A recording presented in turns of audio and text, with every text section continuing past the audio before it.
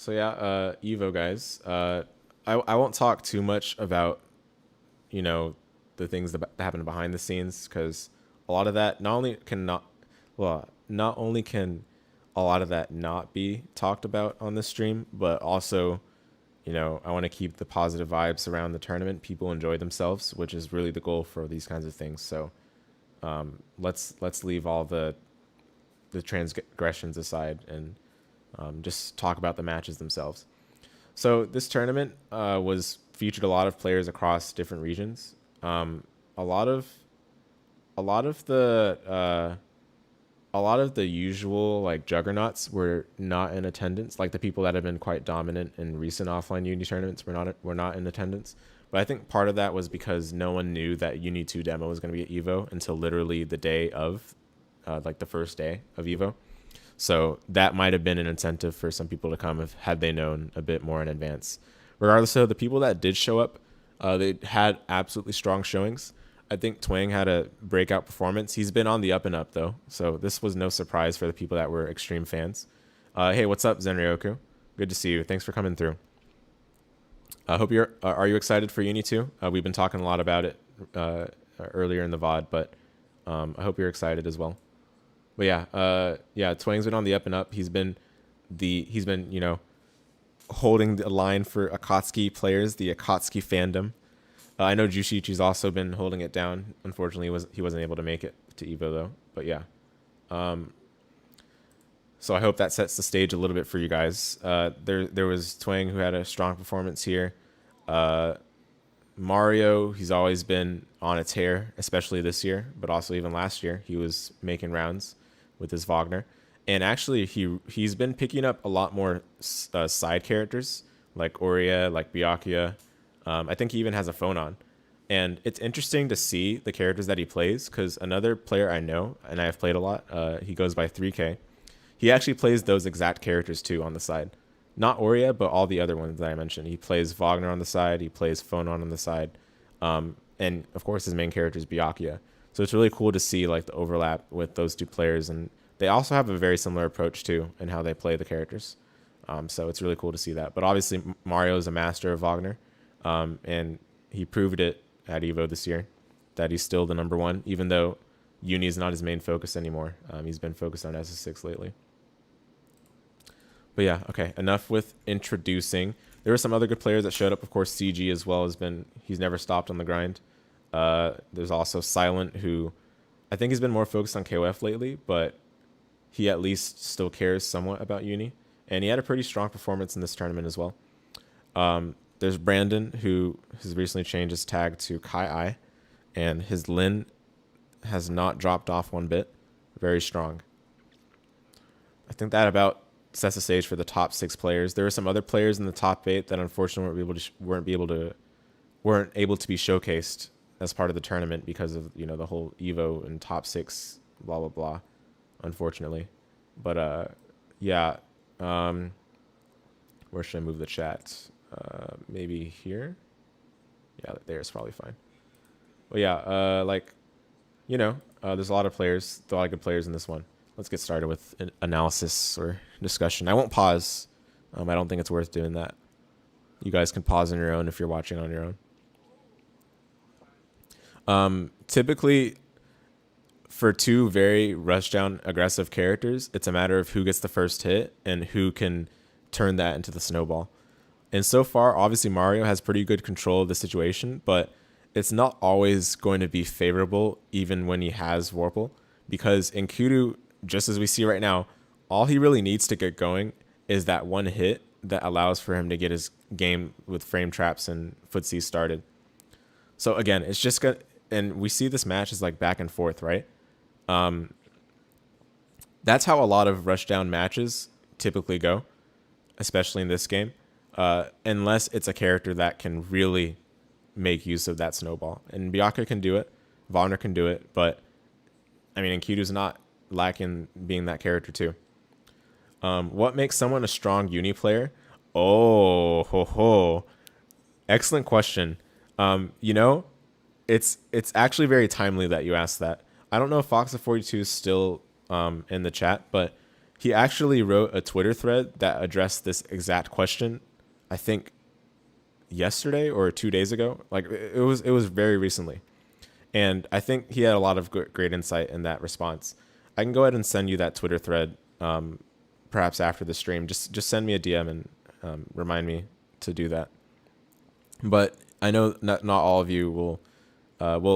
Some of you might also be curious on what makes someone a strong uni player. So I'll go ahead and answer that in brief right now.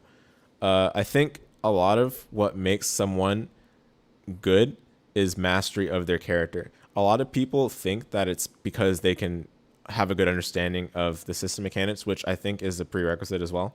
But understanding the system mechanics, it has to be like kind of a given, basically. Like everyone at high level play understands the system mechanics. I think what separates things is understanding and mastery of the character and how that plays into the system mechanics. I know that's very kind of hand wavy. Like, oh yeah, obviously, be a character master, right? But no, like really though, knowing your character's measures against certain situations that you're put in goes a long way in this game. There are a lot of times where people will throw things at you and they're like, deal with it, right? And if you cannot deal with it, it's really hard to consider that person a high level player. High level players are able to deal with it. Now, that being said, this is kind of like this is carried on as a joke, but it's very true still. Basically, people say that low level uni is a lot of mashing, mid level uni is people being afraid to mash, and high level uni is a lot of mashing, which is basically true. But it's not really satisfying to use that as the representation of each tier of play. So to give a more satisfying answer, I think high level uni is calculated mashing that where players understand the risk, but are confident and more than willing to accept the consequences should they go either way. Basically not allowing any sort of negative consequences to affect their like where they are in terms of the conditioning spectrum as much as it might for a mid-level player. Mid-level players are often scared to mash because, of course, no one wants to take a lot of damage, right? No one wants to be in the corner, that kind of thing. But high-level players, again, they're so comfortable with the system, they're so comfortable with their character that sort of fear is not going to stop them from doing the right move, the right thing in the right situation. So that's a high-level summary of, I think, what separates mid-level uni play from like very strong high tier uni play. It sounds like Guilty Gear or BlazBlue. Yeah, I mean, I guess. Again, at service level it probably would, but I think this game is still very different than both Guilty Gear and BlazBlue. Guilty Gear and BlazBlue, even if you've mastered your character so much, even if you've mastered the system, you can still lose. Like, I mean, obviously, right? You can still lose in this game too with those in mind. But I feel like, especially in BlazBlue, there's a lot of stuff that no matter how good you are human to this situation, or you are human to this setup, Same thing with Guilty Gear. I'm not talking about Strive. I'm talking about like Exard and Ascent Corpusar. But yeah. Yeah, can you deal with this? Yeah. Yep. But yeah, being able to adapt and change up the game plan on the fly also plays a part, so you don't end up being predictable. That's right. Thanks for the answer. I found the thread you mentioned on Twitter. Excellent. Glad to hear it. That saved me some effort. Oh, yeah, that's the classic. So right there, CG got counter hit by Assault JC after doing 2A. Some characters 2As can actually recover in time to not be counter hit, but not the case for Enkidu. And again, this is kind of a snowball, right? You can see Mario has quite a life lead. He goes for the strong 2-2C that applies the burn effect. And this is something that's mostly mental, emotional, but can play a role should the clock tick down more. Because that's where life leads start to become bigger of a factor. And when you consider things like Wagner's throw game, it can put you into range where throw would kill. which means that it's that much scarier to be in the position like that.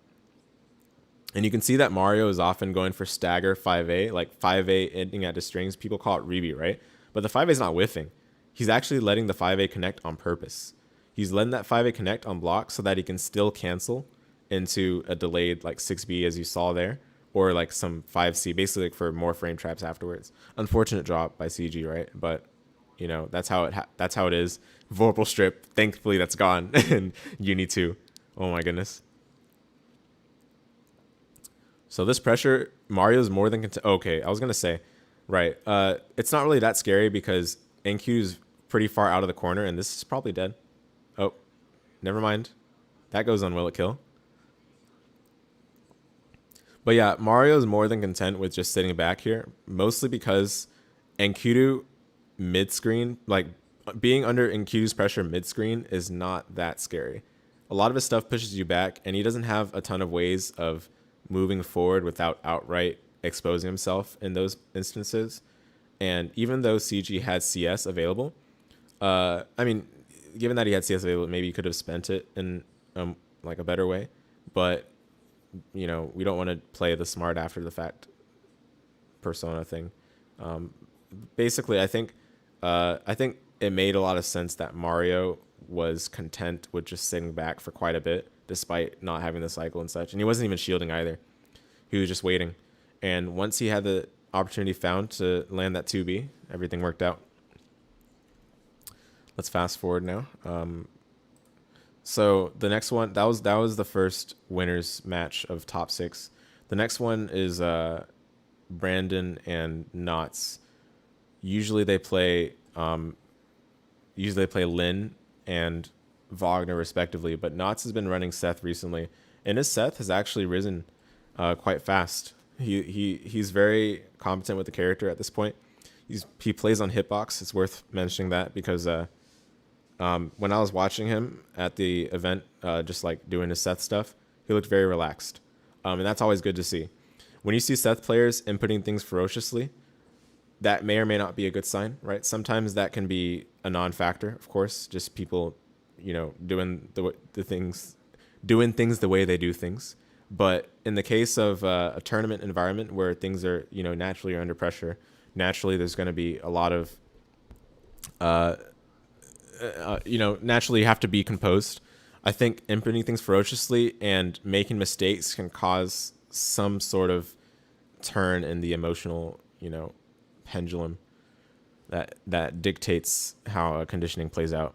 But okay, anyway, enough setting the stage. This matchup is pretty sad for Linne, to be honest, but that's just how it goes when you fight Seth. Linne has to be very much aggressive. Like, she has to navigate the orbs, which she very well can do because she has great mobility. But that can also be harmful in some ways, because sometimes you're somewhere and then the place you're at next might be a bit farther than you want because you just moved way too fast. But I mean, saying that as a weakness is not really, that's not a real weakness, because there are literally some characters that cannot deal with Seth easily because they cannot move fast. So I don't think it's a real weakness to say that Linne is too fast in this matchup. But yeah, the 623C Oki, it puts Seth at a spacing where it's not always going to be easy to meaty. But the thing is, he's still favored because part of what makes Seth so good, his normal skies are just crazy, right? But part of why, if you look at the hitboxes, which I know not all of you use the you know, the redacted, we'll call it, but the priority on 2B and 5B are both pretty crazy. Like, it's not apparent at a very remote glance, but this is something that subtly makes Seth's normals that much better, on top of the fact that they have just great frame data. I still can't believe that 2B is a 6 frame low. And its hitbox is actually really good too. Great whiff punish option there. Typically, Linne will have to play at a spacing that makes best use of her normals. But against Seth, you have to be a lot more careful because of things I just mentioned. Oh, that's a great throw. Just some Yomi there. But yeah, against Seth, as I mentioned, right, like his priority is really good on his B normals. So playing at that typical Linne spacing is not as like you have to be a lot more cautious about doing that than you would otherwise. Yep, and then you have to deal with stuff like dash C from downtown. The thing with Seth too, he's like a very easy character to snowball with because he just snowballs by nature. He gets Oki off of literally everything.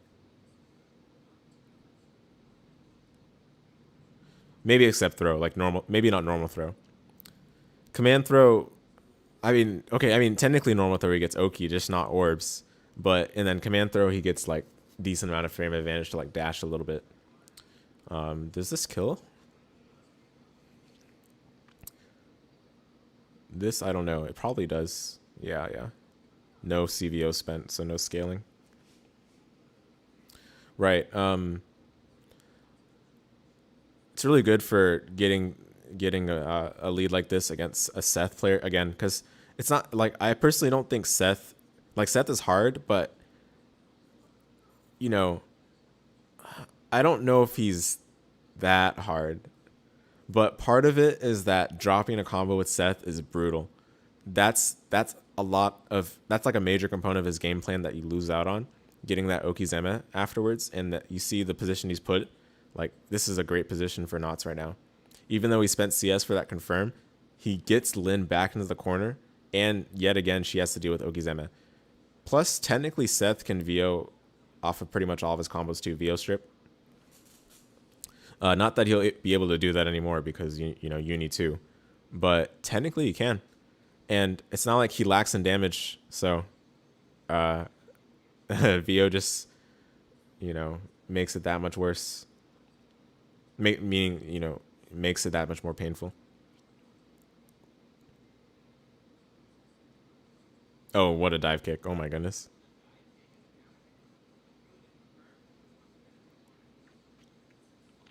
It's a great combo too.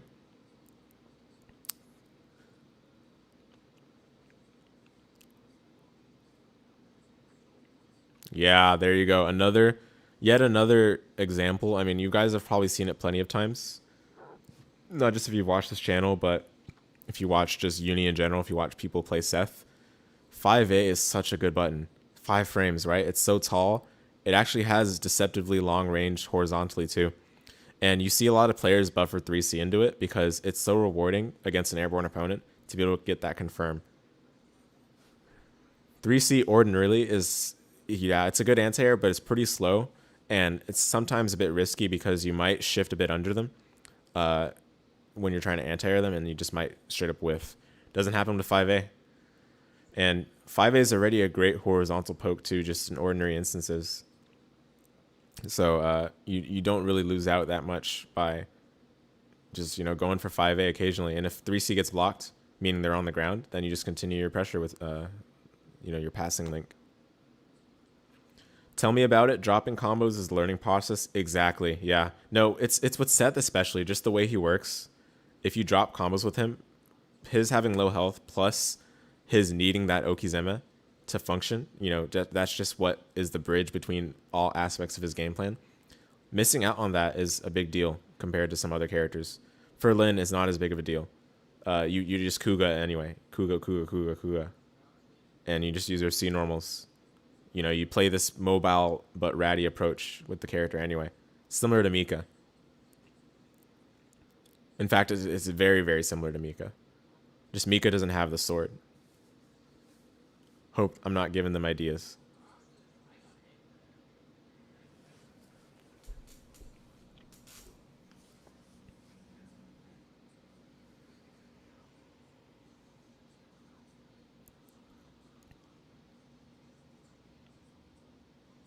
Yeah, great 5A.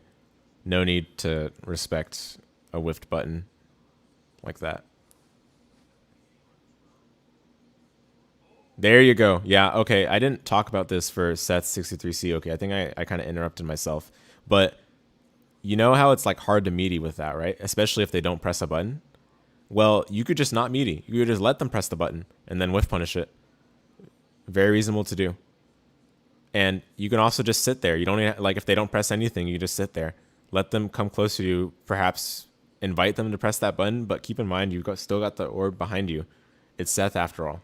Ooh, unfortunate.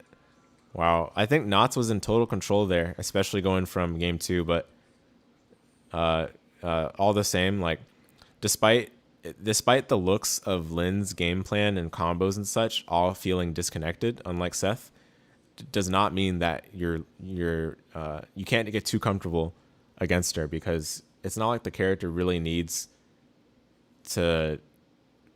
It's not like the character needs to snowball to beat you.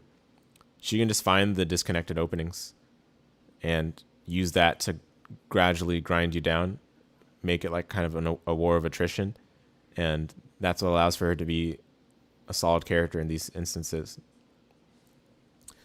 So we'll fast forward to the next match again, but I believe it's CG and Silent in losers. GG's that Linne was on a roll. Both players played very well. I agree. Yeah, that was a great match. I mean, all the matches this EVO were really good. If you ignore like the internal, the behind the scenes issues that happened that we were all a part of, if you ignore the fact that it was top 6, then I think the matches themselves for this event were great. So it was cool to see. And if you guys haven't already checked out pools, please do check out pools as well. It's also on my channel. I know that pools are not always going to have the exciting matches sometimes, but you get to see some matchups, some players, some characters that you might not otherwise see. Uni's generally a balanced game, of course, so it's not like Marvel 3 where you'll literally never see some characters once you go deeper into the tournament. But regardless, anyway. So yeah, both these players playing the characters they usually play. Silent is an interesting case because he had a lot of how do I say it? He had a lot of stick issues basically, right? And he's also not really playing this game super actively anymore. He's been more focused on KOF lately, but he still put on a tear in this tournament. And actually, he was put into losers rather early by I can't remember who. It escapes me right now, but it would be pretty important to know. Man, I wish I remembered right now. But ever since being put into losers from that match, like, he had a very strong run. I felt like it empowered him. And you guys will see, if you haven't watched this already, of course. But you'll see that he made it all the way to the top 2. So. But yeah, as you can see, like, that was pretty unfortunate for CG, right? But Phonon still hits hard right now, and 63C still does everything you need: damage, invincibility, coverage. He Silent even CS'd and then 63C'd and still got plenty of meter, all the meter needed. So yep.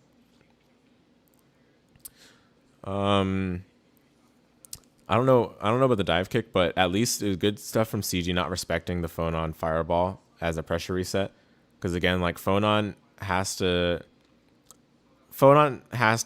be pretty shifty, clever to make you respect things nowadays. Oh, what a parry. Oh my goodness.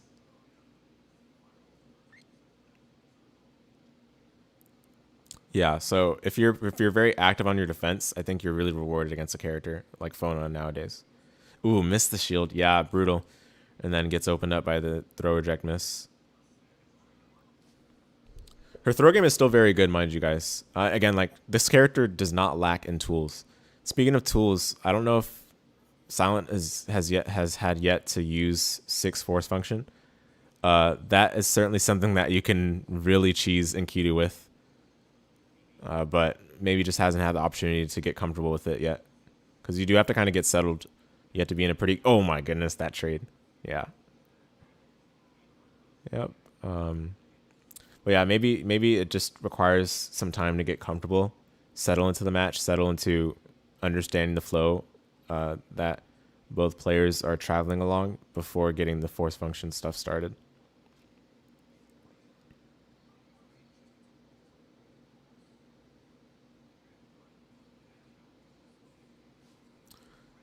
Audio. I'm sorry, guys. I have not realized the audio was not working. I hope it's working now. Sorry about that.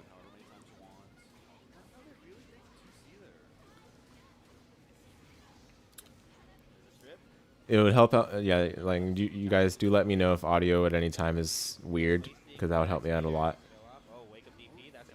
I don't stream super routinely, and sometimes the stream or recording setup changes based on things that happen in between streams. So yeah, this sort of thing can happen. Anyway, right. Yeah, Phonon's defensive options, like with her buttons, like I think 5A2A are really the only like realistic ones. All the rest of her buttons, you're not really going to be using as much on defense, which doesn't really work too well in her favor unless the opponent's far away. When the opponent's far away and you're trying to press her buttons on defense, then the range on them is definitely going to be. That's something that you'll be happy about as a Phonon player. Oh, nice, yeah. JH360, the classic. Very nice.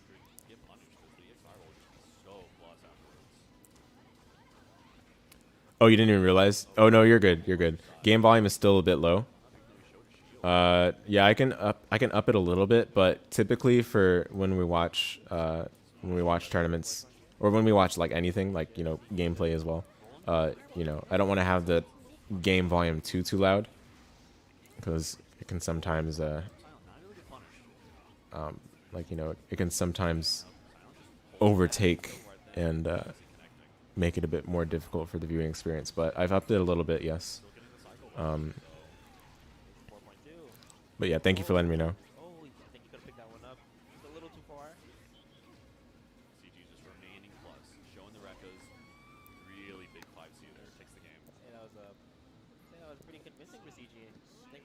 Thinking he was doing before the next game started is starting to pay off. Doing a little more frame traps, seems to be working out. And there's going right back into his mouth, running up and throwing. Oh, what a force function. It's rough that he missed the combo. Enkidu's force function is something that is, it has risk, right? But it's useful. It's useful.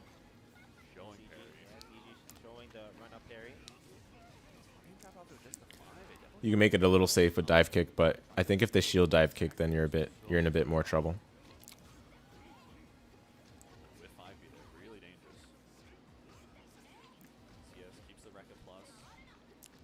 Enkidu pressure is honestly something that is like so blank canvas as well. Enkidu is definitely not a blank canvas kind of character. He's absolutely rush down, but his pressure you can do so much with, and I feel like that allows for him to just be that much more scary. There we go. There we see the 6 force function. I think he just wanted to get in a comfortable enough space to have CG in the corner for that.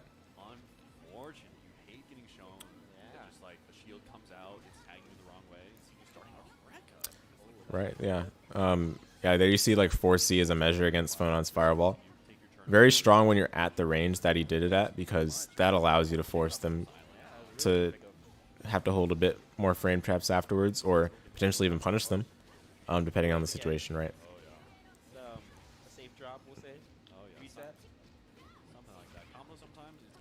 Oh, no.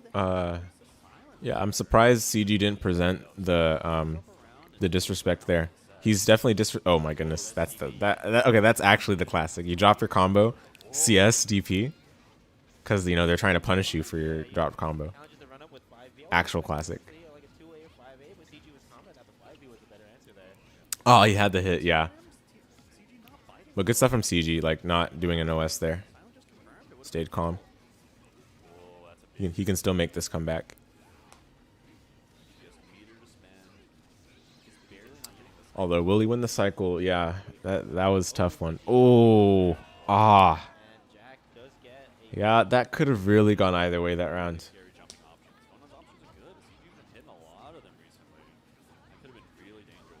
CG's definitely, this is guys what I was talking about with like knowledge of your character and how they interact with the rest of other characters and the way the game works and all of that.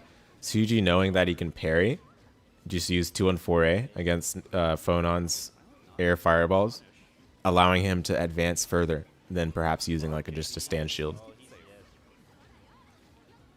And stand shield can be baited, right? Like you'll see a lot of Phonon players with JA, and then like do nothing else. Like and they'll kill your stand shield with the low like 2C. Good block. Fireball. Oh, doesn't get to pick up. Does get the counter hit right after though. Okay, VO strip combo. Oh my goodness, that I would have gotten hit. It was probably good that CG did delay tech. Yeah. Oh yeah. Silent knew exactly what he wanted to do. Oh, it didn't kill though. Wow. CG still in it. 200 meter. This is very much still winnable. Still a chance. But look at how calm and clutch that defense was. Yeah. No, that was really good. See, I told you guys these matches. But yeah, there's a lot to unpack there. I mean, I think really it came down to just making the right defensive decision when it really mattered most.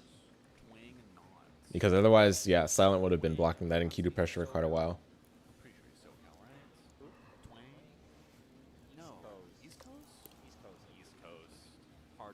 All right, we'll go to the next one. So yeah, I was losers quarters number 1. So unfortunately, that was the elimination of CG right there. Twang and knots. So I talked about Twang already towards the, the initial introduction of this EVO VOD, but knots with Seth against Akatsuki, not typically a good matchup for Akatsuki whatsoever. And it's like even if Akatsuki gets Seth in this position that we see exactly here, like has Seth in the corner, like Seth still has a decent time defensively because his buttons are so fast and have such good hitboxes and speed. Like Seth kind of owns this matchup. But Akatsuki still has a lot of damage, right? So if Akatsuki gets the hits, then, it can still work out. But it's just like what's happening here? Like this could be the kill, and it is. So that's really good. And it obviously these sort of things help a lot. Every round matters. Every opening matters. Seth still has low health, despite regardless of how you might feel about the matchup, regardless of how I feel about the matchup, Seth still has low health, and if he can never get the hit, if he can never get started, then it's still gonna end badly for him. But I mean, after some time, it's just inevitable that Seth gets that opening. It's like the law of Uni. And it's even harder for Akatsuki to do anything about 63C Oki because Akatsuki's buttons are just not long enough to disrespect the Okizeme. Yeah, this matchup is just rough. I mean, and that's Akatsuki for you. I mean, he's got a lot of these kinds of matchups. And normally we could say like, oh yeah, if Akatsuki gets that character in the corner, then that character is gonna have a rough time. But I don't even know if I can say that against Seth. And you'll see sometimes Seth players do 63 as a reversal against Akatsuki fireball pressure. And then they can CS after, and 63C CS is actually a good starter. So it's just like, man, what does Akatsuki do? Akatsuki just has to play cleanly for all the openings necessary to kill before any of that becomes a factor. That's really what it comes down to. Yeah, the command throw. Yeah, I mean, what can you do? You can't even... Yeah, I mean, what can you do? You can 2-2-A. I think 2-2-A is frame 1 throw invincible or something, so you can do that. Honestly, it was hyped to see Enkidu make it to top 6, which shows that this game is pretty balanced, and any player can use any character they like and make it far. Absolutely right. I think that's the case for every single character in this game. Every character can absolutely win a tournament. It's just going to be harder for some characters to do that. Akatsuki is one of them. But it's absolutely doable. There's no like people with tier lists these days. I feel like it's so hand waved, and the top players can kind of get away with it, right? Because they're the ones that win tournaments after all. But a lot of character strength is not really that easy to evaluate because like there's just way too many factors. We could just say like, you know, okay, at a surface level, this character seems better, which is kind of what we've done with what the uni meta is right now, right? But I think what really matters is the matchups and interactions, and then there's some other factors that go beyond what you'd be able to explore in a tier list, which go into like tournament volatility, you know, potentially like fatigue. If a character is like really good but just takes forever to win, then, you know, potentially you can get tired, right? I don't know. I mean, like, those things are just not factored into a tier list that you traditionally see. I'm not saying they need to be, but there's definitely much more to playing a game competitively than what you see in a tier list. And yeah, I mean, as we talked about, guys, like this is just rough for Akatsuki. Like Twang had a very good run, I can assure you guys, and we saw a glimpse of it in the initial round of the first game. But I mean, game 2 was kind of more of what we would have expected. I hate saying that, but you know, that's just the way it is. It's tough out there being an Akatsuki player. Still a very good character though. Just, you know, some other characters are a little better. Okay. In the meantime, this is the winners finals. Mario and KaiAi. Mario and Brandon. This matchup is pretty much 50-50. Like, it's just like either character can win. But I think a lot of people do say one character does better than the other. I'm not sure if it was as a meme, but I do feel like both characters are more than capable of winning in this matchup. Oh yeah, Mario loves doing that. Basically, he spaces 214X on purpose to make it whiff. That way, throw is still available as an option. Also, he can see if they do a green shield. He can see if they do a button, as was seen there. Like, there's just so many opportunities for making shield bash whiff on purpose. And then if they don't do anything at all, then it's sort of favorable RPS for Wagner anyway. I mean, after all, just in case she does have the ADP, which is pretty fast. Oh, what a dive kick. Excellent. But yeah, she has the ADP. She has the BDP as well if you really want to do that. She has 5A, which is insane. She has throw if you're close enough. Like, she has dive kick, which not many people really do, but it is there. She has plenty of options, essentially. Nice side switch. I think that was an attempt at the TK half circle knockdown, which surprisingly has not had his input changed as far as we know in Uni 2. Ooh, okay.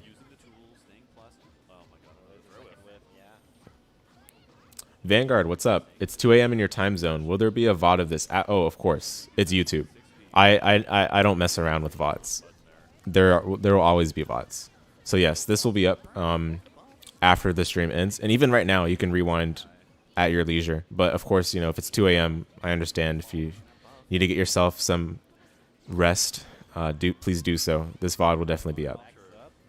I'll timestamp it shortly after it processes as well, so that it's much easier to go through, because this is indeed going to be a 5-hour VOD most likely. Maybe more, depending on how long we play Rune Factory for. Yeah, for sure. Have a good night, and of course, thank you for coming through.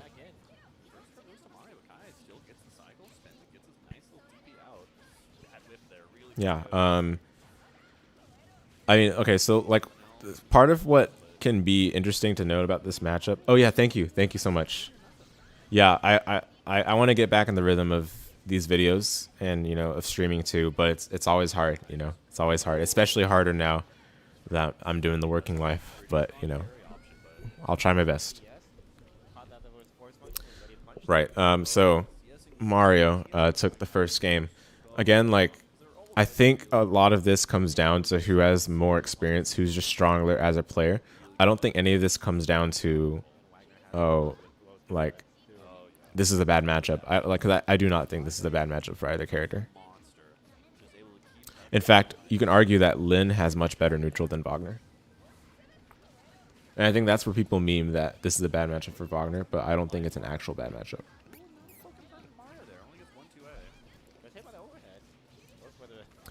But yeah, part of this is like Mario just has so much experience. He's just very good, especially of late. Ooh, I love you guys. I wish I'm not gonna rewind. I wish I could though. You guys rewind that moment for yourselves though. He CS right outside of the spacing of 2A. Not that he saw the 2A coming, but more so he knew exactly where he needed to CS to make that happen. And I think he was trying to go for a whiff punish, but it's hard to react to 2A whiffing to do that. So, you know, but I still respect what he was going for.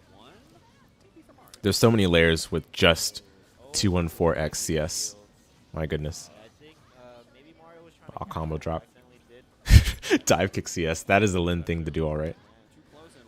Oh, very nice. Mugen frame trap. So, not a very common frame trap point anymore these days. Like, I feel like people have kind of graduated from that, but you'll often see things come right around, like what, you know, things kind of come full circle when you're in high level play.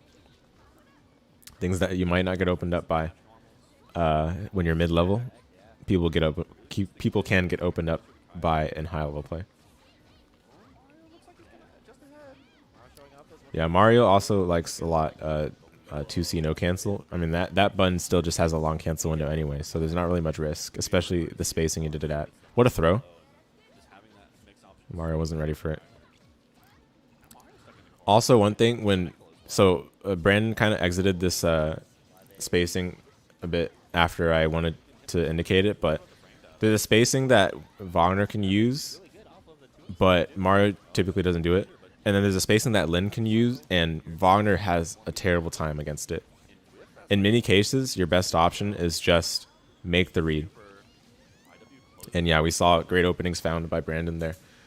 This is where, again, I feel like the matchup is just still, it could go either way. Like, I think it's still 5-5 because both characters can still put the fear of their respective selves into the other when you have them in that situation. That's just the way the game goes, though. If you have a character in the corner, it's going to be a scary time.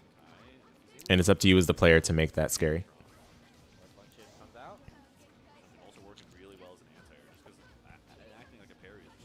Oh, that green shield. Oh, my goodness.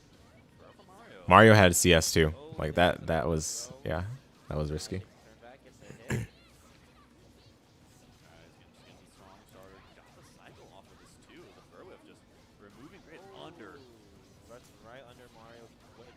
Doing a little vanilla uni mix up there with a cross under. 4, 5? Short in a row. Short stare. Mario standing up. The lows just keep coming out from Linne. You just keep doing 2A, 2A, 2A, 2A. Mario just stood up and died for it. That was getting a really good counter at start, though. First hit is just so important for Wagner. As soon as you're able to get your buffs on, it's just such a different game. That's so pleasant. Sorry about that, guys. Had to address something quickly, but yes. Still just stuck. There's a DP though. Yeah, CSDP. Oh, the throw gets punished finally. Should be able to get. No, not enough. Nowhere near enough. Mario opting to spend the meteor is interesting. In part because he had CS coming up, but then also I guess he just wanted to be closer to securing the kill with like a throw, which is not unusual for Wagner players to do. Oh, just out of the spacing for 6B to connect. And this is huge. This could actually, okay, no, it's not going to kill. I think that would have been able to kill though, had KaiAi not dropped it. That roll under was nasty, indeed. Mm-hmm.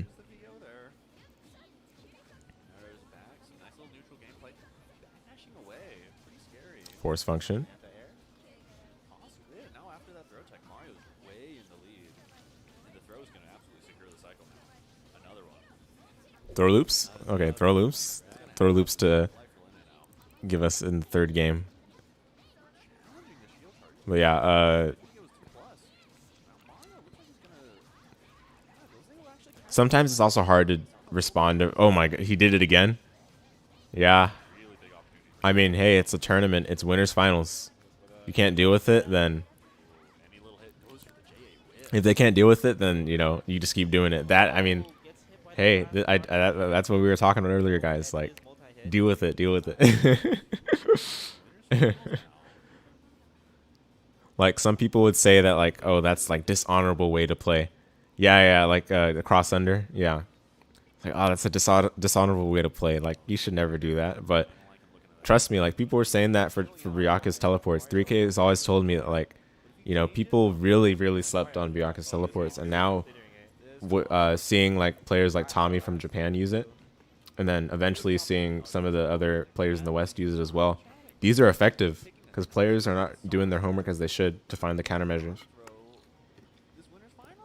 But sometimes you just also have to admit that a move can be good, even against good players. Right. Or I should specify a gimmick can be good even against good players. Yeah, so here, this is quite notable of a moment. I told you guys in the introduction that Mario does have some side characters, and trust me, even though these are side characters, he's extremely competent with them. There's a lot of overlap in how these characters do play. So I think he uses that to his advantage to allow for him to take these characters out in the moments that he feels like his opponent won't be able to deal with the sudden switch. There you go, 5-5 throw. Yeah, I mean, you can see that Brandon's kind of very respectful so far. He's not really trying to. Oh, wow, he missed his force function OS and got punished for it. But yeah, Brandon's not really been proactive so far.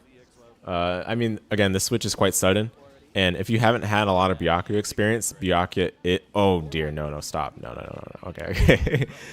I think Mario is definitely going for maximum mental damage because he just wants to rub it in that, like, hey, I made this switch, man. You know? Oh yeah, that was a great assault. You do have to assault against Byakuya in neutral because otherwise those low pokes that extend so far are just gonna bully you. And maybe perhaps KaiAi was just looking for some information to work with in the first round by like playing a bit more passively, because that's what you sometimes want to do when your opponent makes the sudden switch like this. You know, you just want to give yourself something to go forward with for the rest of the match, especially should it go for the long haul. Ooh, yeah, that was bound to happen. You know what Mario could do? He could dash under and then get the punish. But maybe it's possible it wouldn't have worked there. Who knows? And it's easy to say after the fact, right? But yeah.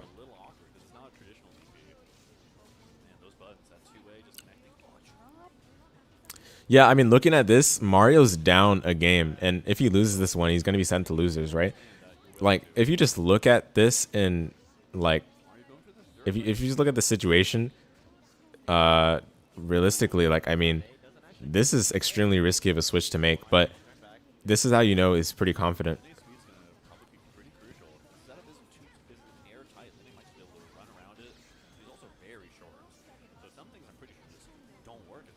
Yeah, the classic. A lot of Byakuya players do that for the 63C Oki. And you see he's got these combos on load too. You can't kill from this, yeah. He might have been able to kill with 226C, but, you know, again, it's hard to know.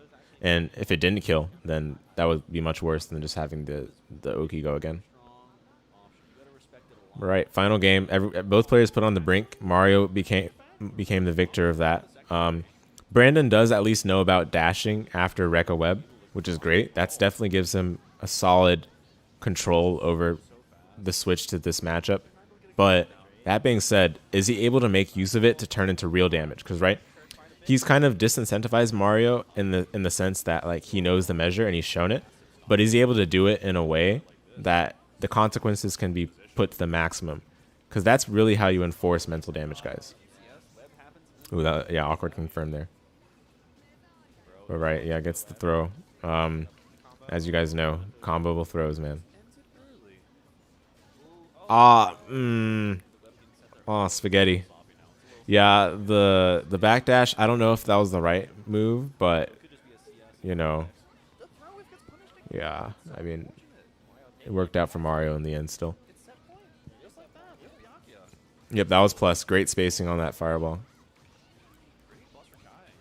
Well, not okay. I shouldn't say plus. I forgot. Byakuya does have slightly slower buttons. I should at least say it was Byakuya plus. That is, you know, Byakuya. It was not. It was basically not his turn. Very big for Mario. With this much meter, Byakuya can just loop, not even needing the cycle anymore. Here's the first setup. Real webs. Whoa. Delays the recta from the dash is key. Goes into the grab, right into the web. Here's the corner combo. Terrifying tag for Mario now. Kai is probably one good hit away.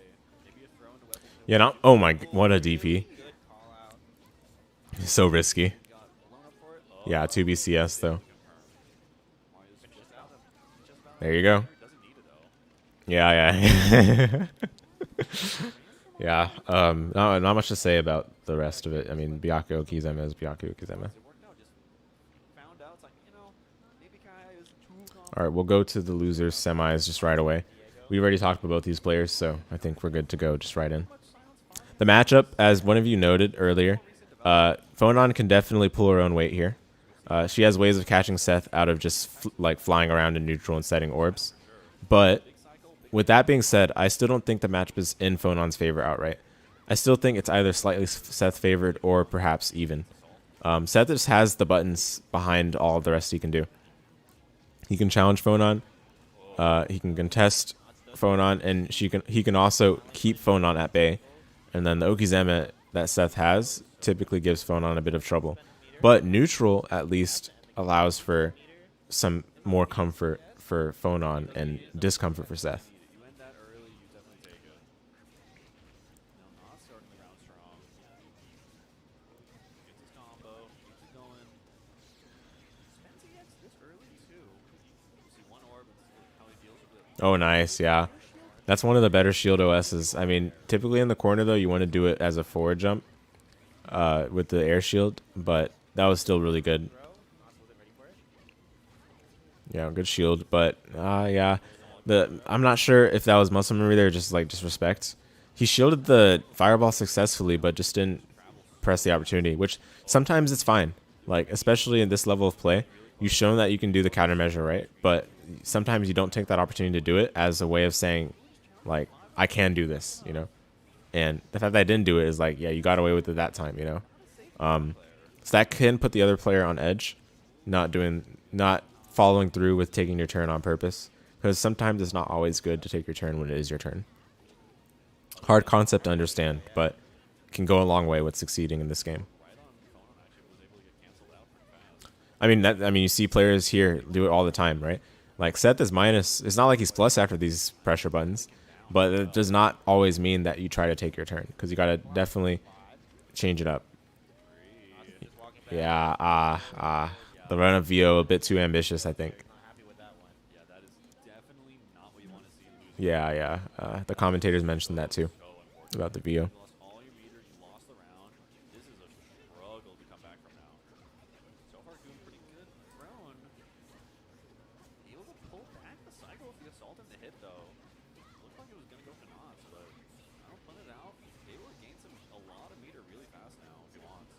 Oh.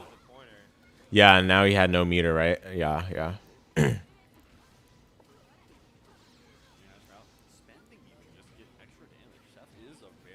I love the weight and then the assault. I really like that. And yeah, Knots was in respect mode. Got caught there. You know, part of what makes Seth good too is, look, he has all of this. I mean, his block is not good, but his dash, man. His dash, his run, and then his backdash too has so much flexibility. Seth has so many good tools.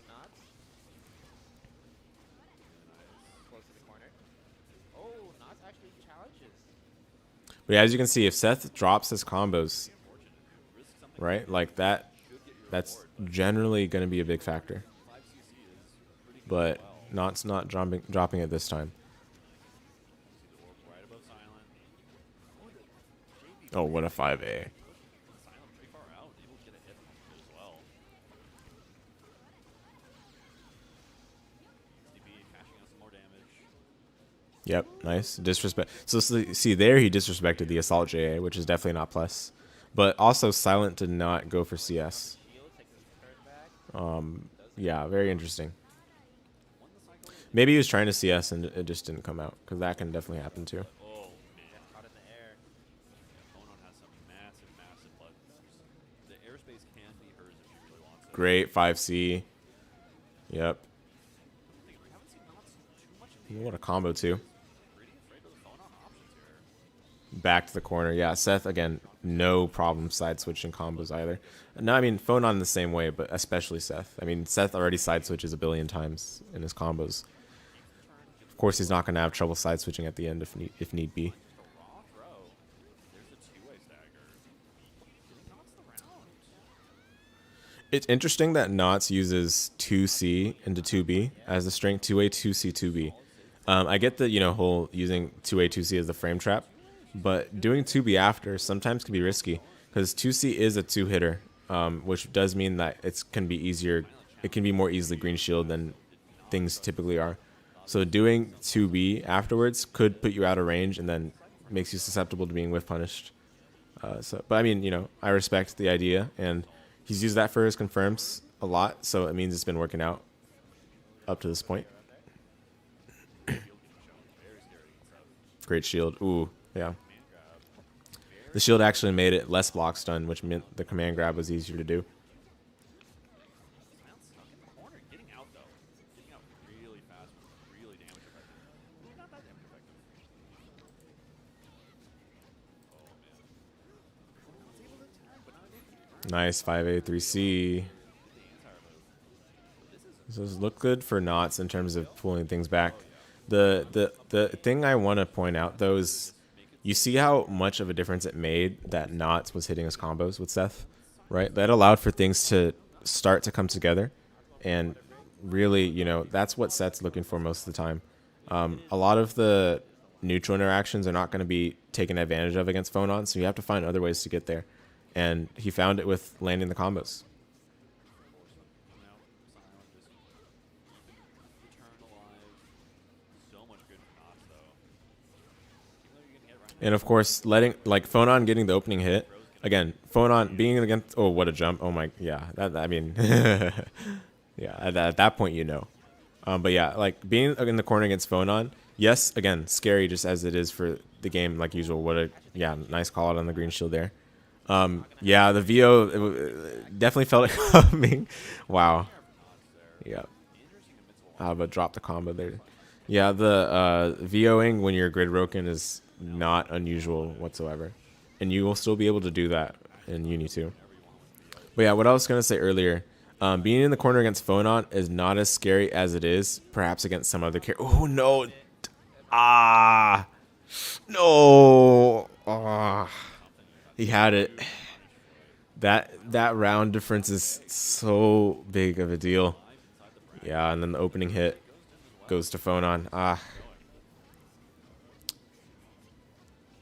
Yeah, landing combos, more Oki opportunities, precisely. And that's where Seth thrives. Exactly. But yeah, again, if I may now, because this might kill actually. I wouldn't be surprised at all if this kills. My goodness, this... No, okay, not gonna kill, not gonna kill. But a lot of damage. Yeah, but being in the corner against Phonon, yeah, there you go. That previous round definitely made a huge difference. Being in the corner against Phonon, not as scary comparatively as it probably would be against other characters, even though it is still scary, mind you. But she doesn't have as much of a snowball effect as perhaps some other characters might. It's just that, again, like it's just not as it's not as emphatic of a difference between how she would be if you're playing against her in neutral or just mid screen in general. Seth, on the other hand, you definitely have to complete your combos and get the Okizeme. Otherwise, it's difficult to just make things come together. All right. So losers finals. Yes. So it's gonna be Brandon and Silent, right? Linne. I mean, it's hard to say this matchup outright favors Phonon because Linne's mobility, you have to respect it because it's a force to be reckoned with. On the other hand, though, Linne is going to be playing Phonon's game for the most part, simply because Phonon has the range that just beats Linne in general. So yeah, it can be difficult. I think this is where keeping the momentum is probably needed for Linne to succeed here. Like there, I think a normal knockdown would have done much better, but again, the players are the ones that are up there, right? So they make their decisions. They're aware of what they might have missed out on with certain things over other things. But I do think as a Linne player against Phonon, you want to keep her in as disadvantaged, as consistent of a disadvantageous state as you can, because I think from the get-go, Phonon is favored, right? Like you're playing neutral. Phonon is favored in neutral. So you just don't want it to be a situation where you've gotten your combo and you're just unable to keep the pressure going because you decided to opt for a trickier setup that might have worked against the other player you faced, and it's not going to be the same that you can apply against a different character if that character beats you in neutral. Like not beat. It's not like Phonon just wins the matchup in neutral, but it's like Phonon just has the better tools against Linne in neutral than Linne does against Phonon.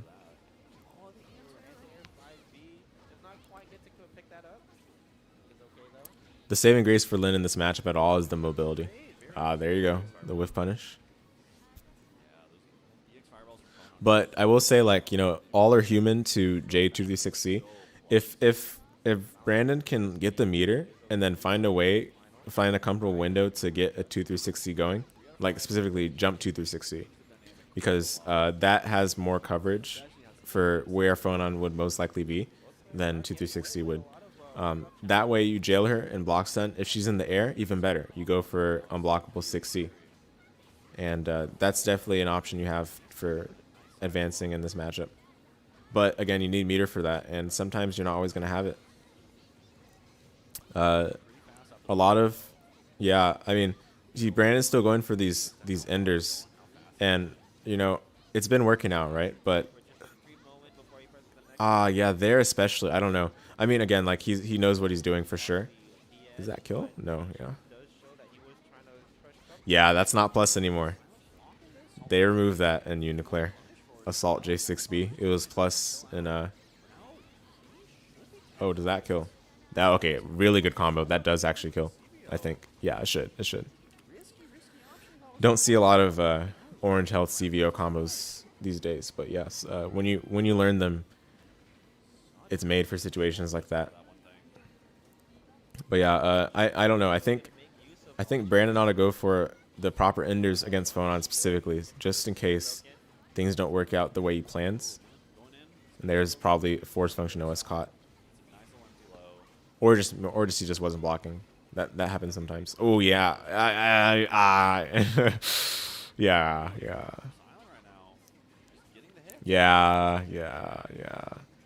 That's gonna kill. It is gonna kill. Yeah, he doesn't even need IW. Look at that. Really strong from Silent there. Kill Kai by his JA. Kill Kai with his JA. Crazy stuff. Two to Silent really fast. He did lose the last set. Now he's showing a lot of improvement. He's already pushing in the corner. Silent is commanding the neutral. Nice confirm. I think he just needed to wait a little more for the dash B. Otherwise, it was on point. That combo is definitely harder than it looks.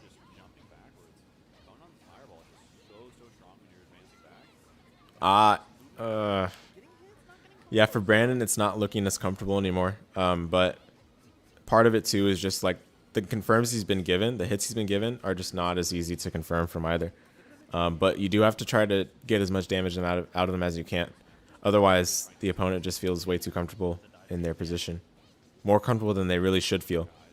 Like this combo, obviously getting counter dive kick is great. And you see how Brandon's going for a proper ender here. This is like the reward. This is where you can do more damage than the combo did itself, right? Because you put them in a position where you're able to form and get going some momentum. Especially important in a matchup where you're otherwise probably not as favored. Who knows how it could go? It's going pretty strong in my favor, though.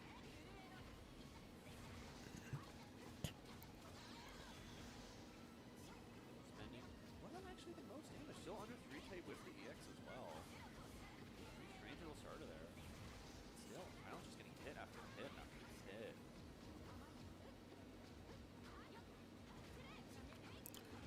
Yeah, so Brandon was patient there, just trying to win the cycle back. Now he has to spend CS very decisively. There you go. That's a good one. Indeed. Yeah. And great post-CS option as well. This is a lot of damage. Oh, you didn't... Does he feel like time was a factor? I feel like he could finish the combo still. It wasn't... Oh, but okay. Yeah. So those were two opportunities. I mean, I think if you finish the combo... He didn't need to spend meter at the end of it, but, you know, just at least finish the combo, get the knockdown. The reset might not have been necessary based on how much time was left, but he still got the round in the game there. So things worked out regardless. But I think that those are some risky calls to make. That was a strong showing. The Kuga round start.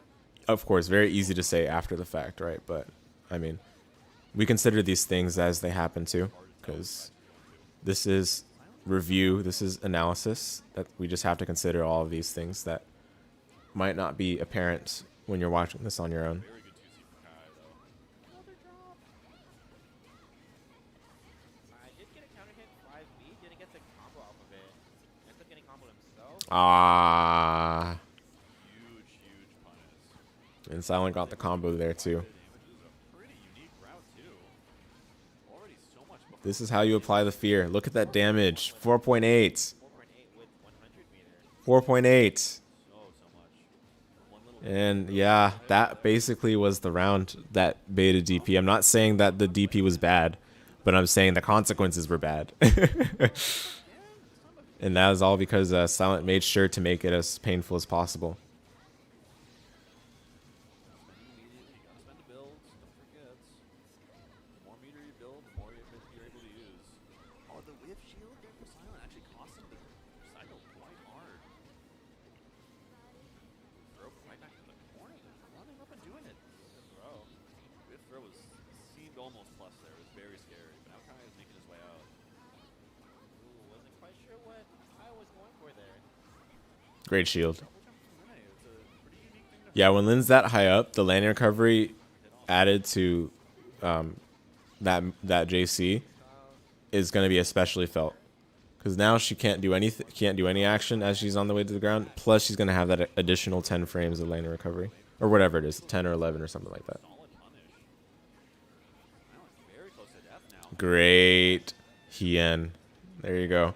That is definitely a key move in the matchup. Hien C. For Kai, right? Something that Lin players definitely need to keep in mind. I mean, of course, I talked about EX Kuga in the air, but, you know, Hien C does have its place as well, and probably better if you can immediately see that they've done an action at that range where Hien C would be effective. Because, you know, if they're not in the air, then EX Kuga jump 2-3-6E is not going to be as effective if they're not in the air. But if they're in the air, you can jail them, or you can, you know, hit them out of whatever they're doing, which Phonon players do love doing their air buttons, even if they whiff. Well, Silent, yeah, I was gonna say Silent going for this combo when he's about to kill, like that was interesting to say the least. You know, maybe he just wanted to make a statement, or also it just could be muscle memory. But the simpler thing would have done the trick. Nonetheless, good stuff. Securing that grand final spot. Given all the, you know, the difficulties he encountered along the way, it's definitely impressive he made it this far. But yeah, the two Titans will be going at it for the championship of you know, EVO Community Showcase UNICLR. Securing an early lead can just be so strong. If you're able to We'll go and stay skip towards that. it can just be we're going into it. There we go. First hit goes to Mario nicely. I don't really have much to say on this matchup because I haven't really seen a lot of it. Like Wagner is quite rare as it is, and then you have Phonon, who's quite rare, especially in UNICLR.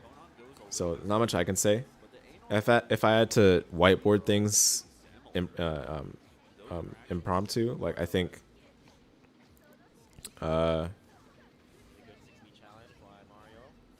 mean honestly, like I think Wagner can hold her own in this matchup.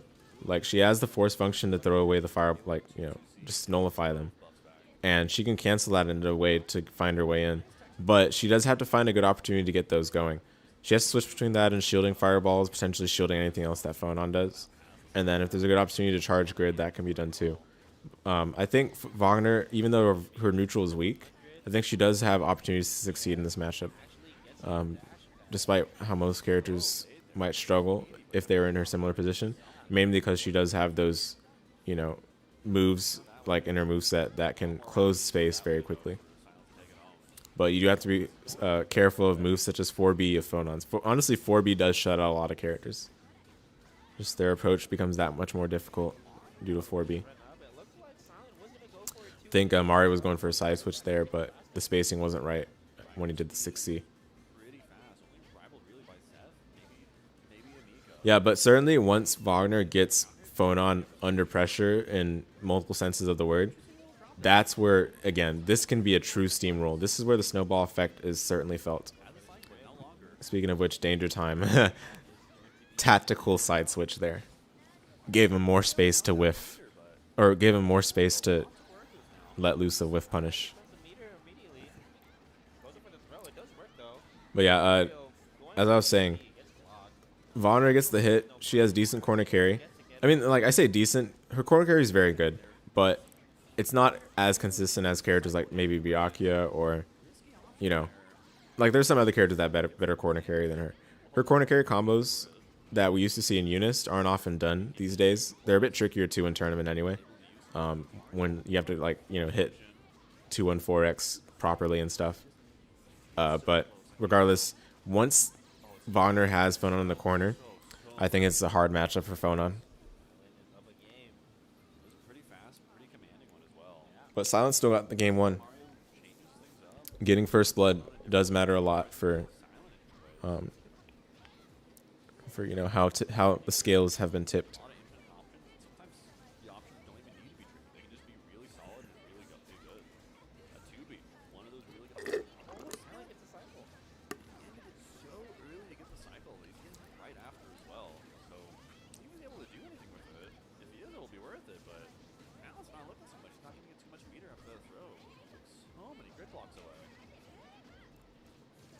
Yeah, that looks like an immediate JC, which you can definitely shield. There's like a whole mini game with Wagner's 2 through 6A and her follow-ups from it. Now in UNICLR, there's a whole mini game, and Phonon I think has a decent time playing that mini game because of her force function being the way it is. You know, you can just map it. You just map force function to a macro, and then with that you have one button you can press to invalidate like a fair portion of the drill follow-up minigame. Not all of it, of course, but some of the options at least. Oh my goodness. Cross under and then assault JA. That's dirty. I mean, obviously, Silent wants to win. That's what this is all about. And went for 214C to make a statement. He's like, I don't need 63C to kill. A little bit of mental damage. But yeah, do you have any ideas or hopes that they should add to Uni 2? I kind of hope there's a good amount of single-player content and that they carry over the boss rush idea from NBA, ACC, and Lumina. I can actually agree that single-player content is something that fighting games have lacked. And honestly, it's what makes the overall video game package of fighting games not very attractive for the average person. And I've been feeling this way for a number of months now. Like, fighting games are awful at being just decent video game products. A lot of fighting games these days don't even have the fighting game gameplay that backs it up. So it's like there's not really much there for a lot of people. SF6 is hopefully gonna get things back on the right track with what they've done in the game. They have a lot to offer in it, and it's definitely a game that is worth its launch day value, in my opinion, compared to at least most other fighting games in the last couple of years.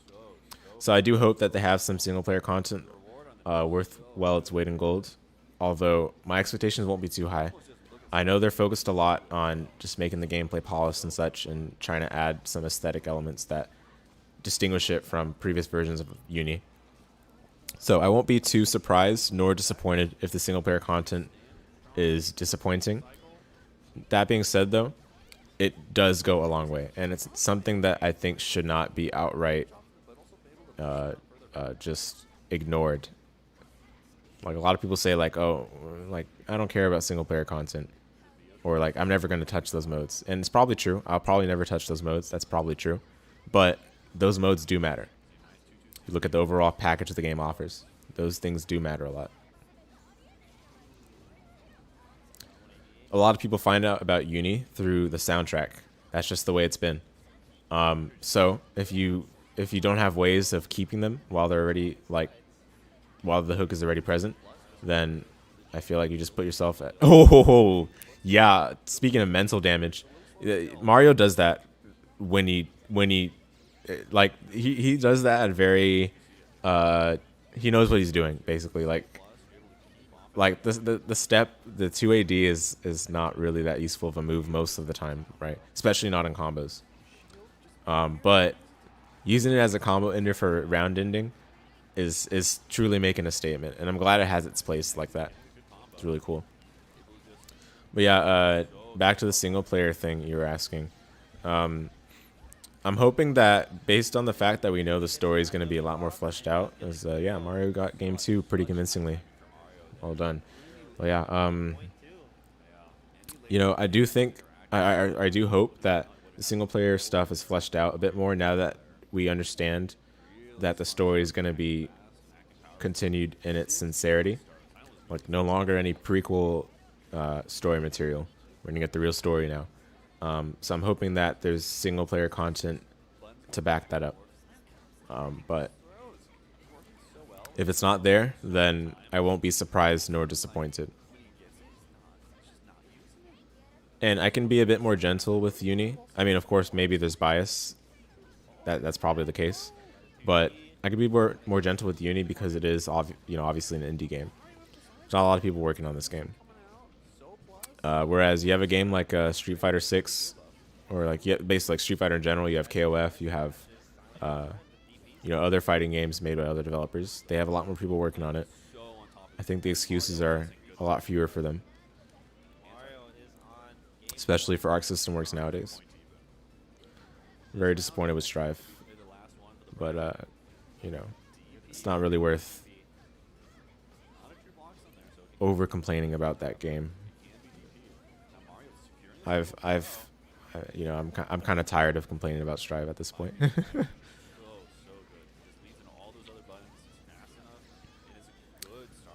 My apologies. So yeah, this is kind of home stretch, looking like double buff up. Sometimes spending that. Oh my, that was so good. But I think, could he have killed? I don't think he could have killed with a throw because he spent the buff to get the enhanced throw, and you can't follow up from it without CS or meter. So I think that, he just has to be content with this for now and find that next opening, which indeed was the DP. That was BDP, I think. Wow, he just did it. Didn't even see anything post CS and just did it. But yeah, again, that was a great tournament. I'm gonna be honest, guys. Despite running this tournament, I wasn't able to pay attention to the matches as closely as I wanted to. So this is the first time I got to see the matches from start to finish in a very focused environment. Those were some great matches indeed. Commentary, thanks again, Deeps and KaiAi Kyle for doing it. I'm not sure if you guys are watching or will watch the VOD, but just wanted to say thanks again. But yeah, that was EVO UNICLR. Again, I think this is a nice little transition towards the next era of Uni, which is going to be the Uni 2 excitement train era, where a lot more people are probably going to be active with preparing for Uni 2, practicing their UNICLR skills, polishing it up. enough to all those guys. getting reaccustomed with everything that they had once known from prior versions, or newly getting into the series if you're a new player. This is definitely a great time to do that. Really good showings from everyone, really. Yeah. And this You don't know much about Strive. You heard entry was simplified.